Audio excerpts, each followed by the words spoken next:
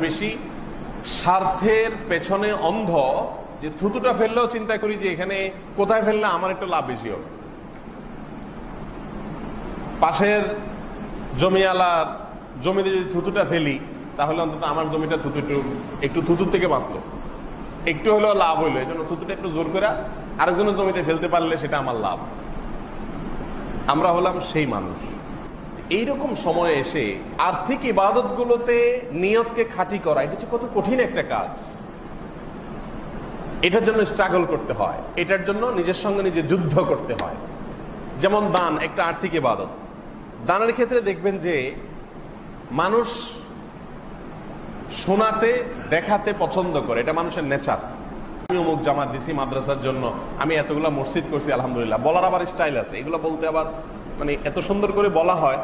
এই বলার স্টাইল দ্বারা বোঝানো হয় যে আমার নিয়তের মধ্যে কোনো ভেজাল নাই ভাই, আমি আপনাকে শুনাইতে চাই নাই, কথার কথা বললাম আর কি, ঠিক না?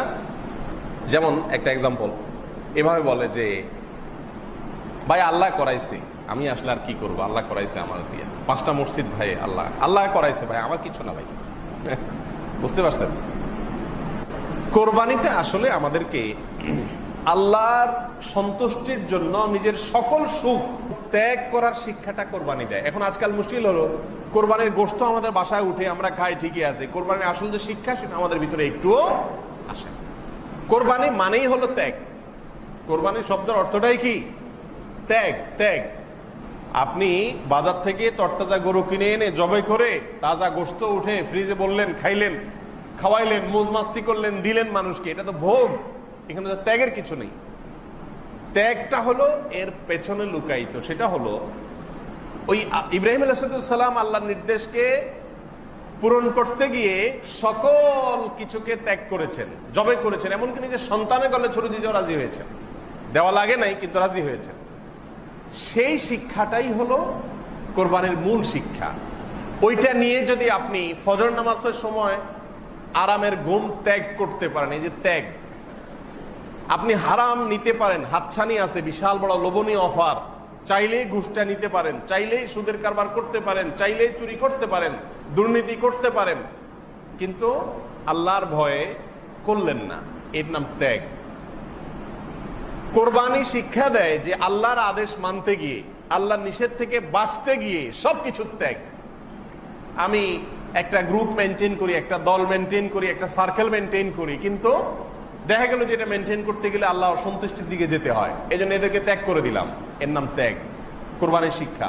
একজন বন্ধু, আমার অনেক ঘনিষ্ঠ বন্ধু, কিন্তু দেখা গেল যে তার সাথে চলতে গেলে আমার নামাজটা ঠিকমতো হয় না, সে তার সাথে চললে আমার আল্লাহ থেকে আরো দূরে সরে যেতে হয়, এই বন্ধুকে ত্যাগ করে দেওয়া, কাট করে দেওয়া, এটার নাম ত্যাগ। এগুলো শেখায় কোরবানি। এখন এই শিক্ষাটা নেওয়ার খবর নাই, শুধু গোশত নিয়ে আমরা হুলস্থুলের মধ্যে আছি। মোহতারাম হাজরিন, অনেক মানুষ কোরবানি করেন, বিশেষ করে যে করোনা প্যান্ডামিক আসছে, অনেক মানুষ কোরবানি করবেন এই জন্য যে মানুষ কি বলবে, লোকে কি বলবে। সারা বছর করে আসছি, সারা জীবন করে আসছি, এবছর না করলে মানুষ কি বলবে। ছেলে মেয়েরা, নাতি নাতনিরা আশপাশে সবার কোরবানি দেখে চেয়ে থাকবে, কেমন লাগে। এর মানে কি? এর মানে হলো কোরবানি হলো নিজেদের এই সমস্ত খাহেশ মেটাবার জন্য, এটা ইবাদত না। মানুষ জিজ্ঞেস করে, হুজুর ঋণ করে কোরবানি দেওয়া জায়েজ আছে কিনা? কত শত মানুষ যে এই প্রশ্ন করে, হুজুর ঋণ করে কোরবানি করা জায়েজ আছে কিনা? কারণ কোরবানি তো করতেই হবে, আবার ভাগে দেওয়া যাবে না। বাড়িওয়ালা মানুষ, একটা ব্যাপার স্যাপার আছে না, ভাগে কোরবানি দিলে মানুষ থাকে নাকি? ছাগল দিবা, হায় হায়, তাহলে তো শেষ। ছাগল দিলে তো আর এলাকা থাকার কোনো যুক্তি নেই, নিজেই ছাগল হয়ে গেলাম। ছাগল কোরবানি দেওয়ার জিনিস হলো, এই জন্য গরু দেওয়া লাগে, প্রয়োজনে লোন করা লাগে। আমি বলি লোন করে কোরবানি দেওয়া জায়েজ আছে যদি আপনি লোন পরিশোধের ব্যবস্থা থাকে। 1 মাস 2 মাস 3 মাস পরে আপনি দিবেন, চুক্তি আছে, যার থেকে তিনিও রাজি আছে। এইভাবে লোন করে, ঋণ করে, হাওলাত করে সওয়াবের কাজ করা যায়। কিন্তু একটা প্রশ্ন আছে, আজ পর্যন্ত এরকম কোন মুসল্লি আমি পাই নাই যে আইসা জিজ্ঞাসা করছে যে হুজুর মসজিদে আমি 50,000 টাকা দিতে চাই হাওলাত করে, এটা আমি কিস্তিতে আস্তে আস্তে শোধ করবো, জায়েজ আছে কিনা। এই মুসল্লি আমি পাই নাই আজ পর্যন্ত। কথা বোঝেন নাই? তারপরে মনে করেন একজন গরিব মানুষ পাইছেন আপনার এলাকার, তাকে একটু সে হয়তো অর্থ কষ্টে ভুগতেছে, হয়তো হাসপাতালে ভর্তি আছে, তার বিরাট বড় বিপদ, এখন তাকে হেল্প করা দরকার। এই টাইমেও কেউ এসে মাসালা জিজ্ঞাসা করে না যে হুজুর আমার এলাকার মানুষ, আমার কাছে এখন ক্যাশ টাকা নেই, আমি হাওলাত করে দেব তারে, পরে আমি বেতন থেকে মাসে কেটে কেটে হাওলাতটা পরিশোধ করবো, জায়েজ হবে কিনা। এই মাসালাও আজ পর্যন্ত আমি কারোর কাছ থেকে শুনি নাই। নিজের এলাকার কেউ বিপদে পড়লে এসে বলে হুজুর এলাকার লোক বিপদে পড়ছে, আমার তো বেশি সামর্থ্য নয়, আমি যা পারছি দিছি, আপনি কিছু দেন আর মানুষ থেকে উঠে দেন, এটা না শোনা যায় কেন? সেখানে কেন এই আগ্রহ নাই যে আমি হাওলাত করি হলো এই সওয়াবের কাজটা হুজুররে করতে দিব না, আরেকজনকে করতে দিব না, আমি জানি এটা নিডি মানুষ, এরকম পিওর জানার জায়গা স্কেল পাওয়া কঠিন হয়, আমি নিজের চোখে দেখা জিনিস, অতএব এখানকার সওয়াবটা আমি নিজের অ্যাকাউন্টে জমা করতে চাই, হাওলাত করে করতে চাই, হুজুর জায়েজ আছে কিনা, এই না জিনিস করা দরকার ছিল। তো সেইখানে নাই, সব প্রশ্ন হলো কোথায়? কোরবানিতে। কারণ জানে এখানে হাওলাত করে করলেও গোস্তগুলো সব ফ্রিজে ঢুকবে, লাভটা আলটিমেটলি ঘুরে গেড়া নিজেরই হবে। ভাইয়েরা আমার, অনেক ব্যথা থেকে কথাগুলো বলা, হাসার জন্য না, আল্লাহর ওয়াস্তে এখনো কোরবানির পশু কিনেন নাই, একটু মাথাটা ঝুঁকিয়ে চিন্তা করুন, ভাবুন আপনি কোরবানি কি গোশত আহরণের জন্য করছেন, মানুষ দেখানোর জন্য করছেন, লোকে কি বলবে সেটা থেকে বাঁচার জন্য বলছেন, সামাজিকতা মাথায় রেখে করছেন, নাকি আল্লাহকে সন্তুষ্ট করার জন্য করছেন? এটা নিজেকে জিজ্ঞাসা করেন। সম্পূর্ণ জবাব, সন্তোষজনক জবাব আপনার মন থেকে আসার আগ পর্যন্ত কোরবানির স্টেপ নিয়েন না। এটাকে বলে আত্মসংগ্রাম, এটাকে বলে নিজেকে সংশোধন করা, এটাকে বলে জাহান্নামের পথ থেকে জান্নাতের রুটে আসার জন্য চেষ্টা করা, ইউটার্ন করার চেষ্টা করা। আমি অনুরোধ আজকে আপনাদেরকে রাখছি, এবং আমি প্রায় সময় বলি যে আপনার কোরবানি আল্লাহর জন্য হচ্ছে না, কয়েকটা পরীক্ষা করতে পারেন। এক নম্বর হলো, আপনি সব বছর গরু দেন, এবছর একটা ছাগল দেন, দেখেন তো আপনার মনে রাজি হয় কিনা। ছেলে মেয়ে বলবে আব্বু কি বলো, তোমার মাথা ঠিক আছে, তুমি শুধু একটা ছাগল দিবা আর কিছু না, না সাথে গরু দিবা? না, গরু টরু না, শুধু একটা ছাগল দিব মা। দেখেন পরিবারের লোকজনকে মানাইতে পারেন কিনা, বা আপনি নিজেকে মানাইতে পারেন কিনা। যদি আপনার কোনো মনে অসুবিধা না, আমার তো একটা কোরবানি দেওয়া দরকার, এখানে অনেক অর্থ ব্যয় করে আপনার বিলাসিতা দেখানোর দরকার নাই। একটা জিনিস হলো, আপনারা যারা বেশি বড় গরু কোরবানি দেন গরিবকে গোশত খাওয়ানোর জন্য, তাদের উদ্দেশ্য ভালো, তারা মনে কষ্ট নিয়েন না, আমি শুধু বোঝার জন্য বলতেছি। আমার অবজারভেশন হলো, বাংলাদেশের পরিস্থিতিতে, বাংলাদেশের প্রেক্ষাপটে যে যত 2 নম্বর তার কোরবানির সাইজ তত বড় হয়। সবার জন্য না কিন্তু, বিশেষ করে 5টা 7টা 10টা 20টা গরু এদেশে বেশিরভাগ দুর্নীতিবাজরাই দেয়।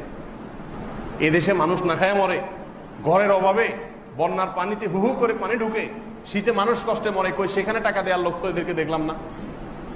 এরা এগুলো করতেছে বিলাসিতা। এই জন্য নিজেকে পরখ করবার জন্য 1 বছর হঠাৎ করে একটা ছাগল কোরবানি দেন। সবাই জিজ্ঞেস করবে ভাই এবছর কি টাকার টানাটানিতে আছেন মনে হয়, আহারে বেচারা এবছর ছাগল দিচ্ছে। তখন বলেন না ভাই, আমার বাজেট যেটা ছিল আলহামদুলিল্লাহ 15,000 দিয়ে ছাগল দিছি, আর বাকি 25,000 30,000 40,000 বাকি বাজেট যেটা ছিল গরুর জন্য, ওইটা এবছর আমি অন্য একটা ভালো কাজে মসজিদের ছাদে দিয়ে দিছি। আমার কোরবানিটা তো হয়ে গেল আলহামদুলিল্লাহ। কোরবানির জন্য তো বড় কোনো সাইজ হওয়া জরুরি। রাসূল করিম সাল্লাল্লাহু আলাইহি সাল্লাম কি দিয়ে কোরবানি দিয়েছেন আপনারা জানেন তো? গরু না উট? তিনি কোরবানি দিয়েছেন দুম্বা, ছাগল, ভেড়া, এগুলা, এই ছোট ক্যাটাগরি। এখনো সৌদি আরবে যদি আপনি যান, শতকরা 99%, 9% বললে ভুল হবে, শতকরা 99.9% বা আরো বেশি হবে, মানুষ এখনো কোরবানি করে কি? ছাগল বা দুম্বা।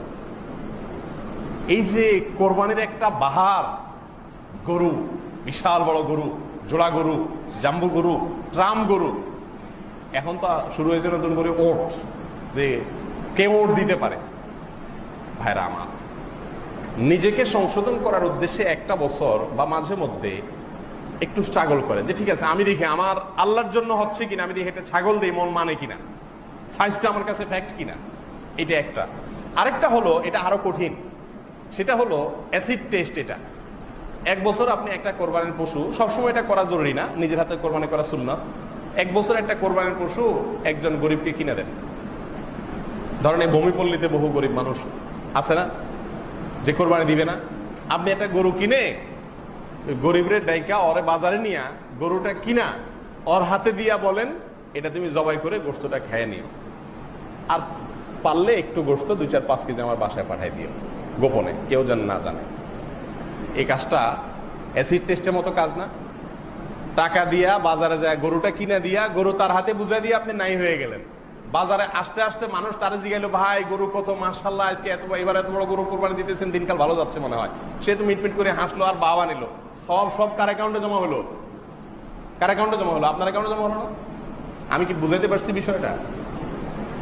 এইভাবে মাঝে মধ্যে, আমি বলতেছি না প্রতি বছর করেন, মাঝে মধ্যে এরকম করেন, এলাকার সবাই জানবে যে আপনি কোরবানি করেন নাই, আরে একটু করে গোশত পাঠাবে আপনার যে বাসায়, আরে ভাই এবার গোশত কোরবানি করেন, মনে হয় টাকা পয়সার টানাটানি আছে, আপনি মিটমিট করে হাসলেন, তাদেরকে কিছু বললেন না, কিন্তু আল্লাহ জানে আপনার কোরবানিটা হয়ে গেছে, সব অ্যাকাউন্টে জমা হয়ে গেছে, গোশতটা কে খাচ্ছে? আরেকজনে খাচ্ছে, আর ক্রেডিট বাহবা যা আছে সব নেওয়ার সেই গরিব মানুষ নিচ্ছে, আর সব টাকার অ্যাকাউন্টে জমা হচ্ছে আপনার অ্যাকাউন্টে। বুঝেন নাই পলিসিটা? জীবনে 1-2 বার এরকম করেন, দেখবেন ওই নফস, আমাদের নফস যেটা তেড়া প্রবৃত্তি, এটা শুধু কাল বাঁকাউতি করতে চায়, ওটা দেখবেন যে একদম হুল ভেঙে দেওয়া হবে, একদম সাইজ হয়ে যাবে। এটাকে বলে আত্মশাসন। আত্মশাসন, নিজেকে সংশোধন করা, নিজেকে সাইজ করা, নফস বা প্রবৃত্তিকে নিয়ন্ত্রণ করা, এটা চেষ্টা করা।